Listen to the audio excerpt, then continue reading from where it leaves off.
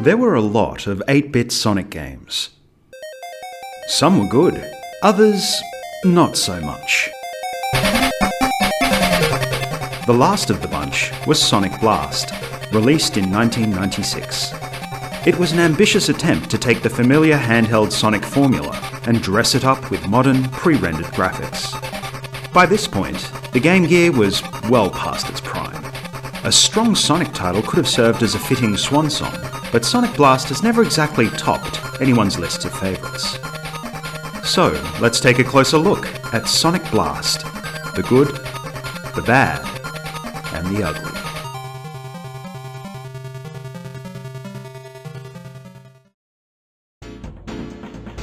Sonic Blast was released in 1996 for the Sega Game Gear.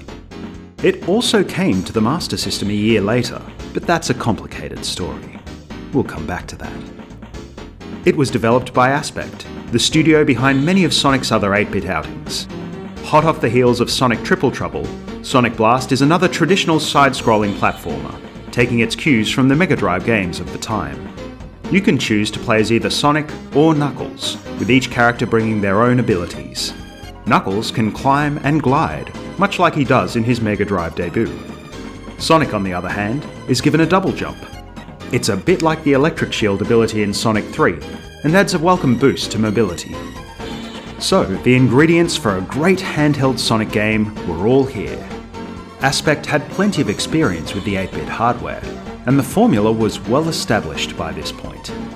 This was also one of the final titles officially released for the Game Gear, meaning the opportunity for a memorable send-off was definitely there.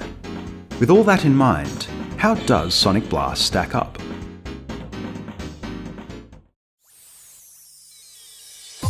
Let's start with the good bits. You can generally rely on Sonic games to deliver memorable music, and Sonic Blast lives up to that reputation. I found the Yellow Desert theme to be particularly funky.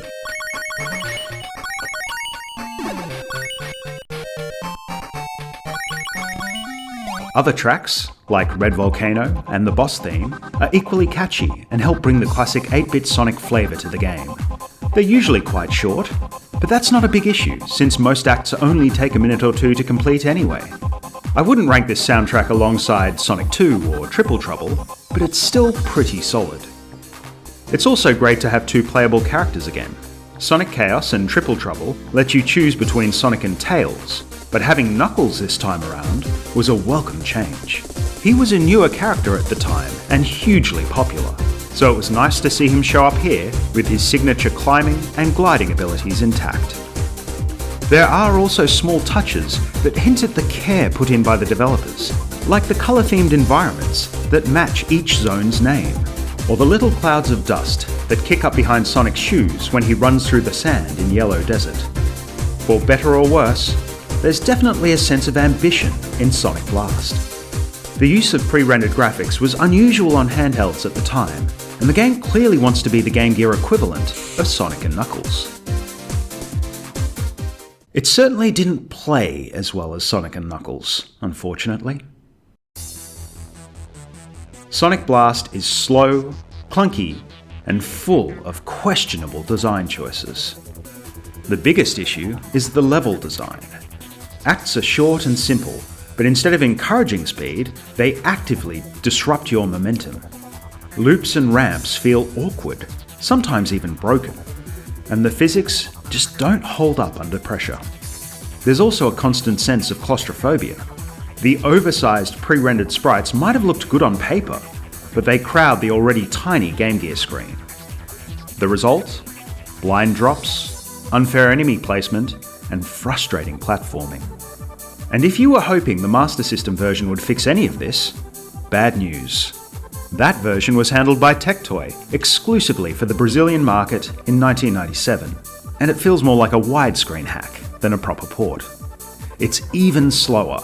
The colours are all washed out, and some visuals, like special stages and end-of-act cards, are visually broken. For all its flaws, the Game Gear version is still the better option. On top of all that, the game just feels unfinished. Some stages end so abruptly, you'll hit the signpost just seconds after a checkpoint.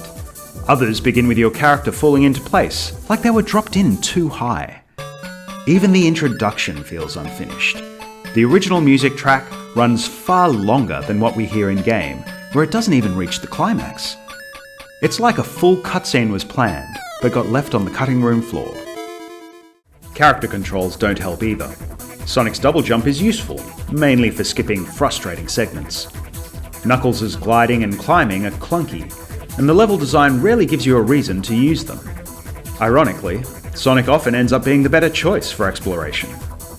Hit detection is another sore point. Rings sometimes fail to register entirely, even when you seemingly run straight through them. It's inconsistent and discourages speed, the last thing any Sonic game should do. And then there's Blue Marine Zone, an underwater slog with low visibility, confusing pipe mazes, and the most irritating music in the game. It's the pits.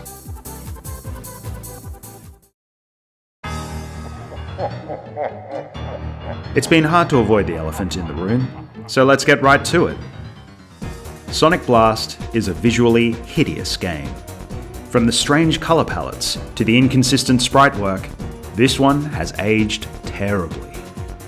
Take the Sonic sprite for example. It looks off even in isolation. The proportions are weird and the colours muddy the artist's intent. Now compare that to Triple Trouble. The older sprite has a cartoony charm, with expressive animations that really sell Sonic's personality.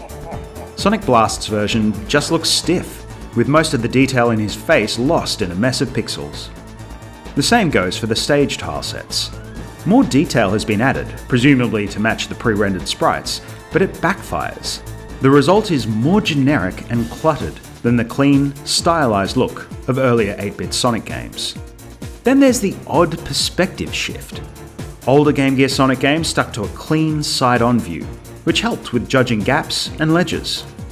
Sonic Blast tilts everything slightly overhead, presumably to show off the faux 3D effect of the sprites and give surfaces a visible top. In practice, it just adds more visual noise and makes the already bad hit detection feel even worse. That's not to say it's all bad. Some of the menus and UI are slick, and a few of Robotnik's boss machines actually look great. But most of the time, you'll be missing the stronger art direction of earlier titles, games that embraced their limitations, instead of trying to brute force a pseudo 3D look onto hardware that clearly wasn't up to the task. The 8-bit Sonic games were never as beloved as their Mega Drive counterparts, but they were still largely competent and enjoyable in their own right. Sonic Triple Trouble, Aspect's previous mainline release, was arguably their best, featuring colourful visuals, great music, and improved physics that showed the progress made by the developer over the lifespan of the handheld.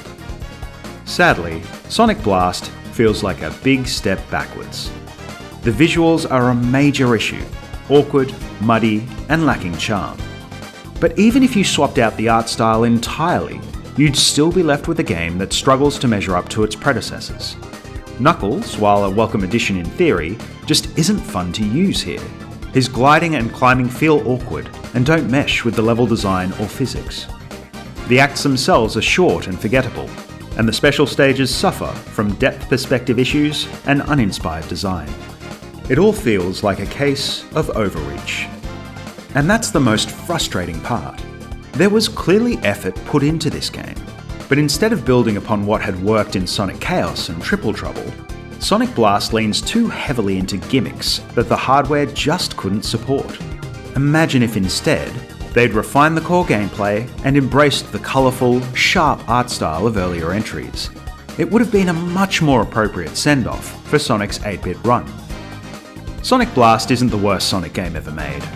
It's not even the worst Sonic game on the Game Gear, but it might be the most disappointing. With the right direction, it could have ended the 8-bit era on a high note. Instead, it's more of a cautionary tale about trying to do too much with too little.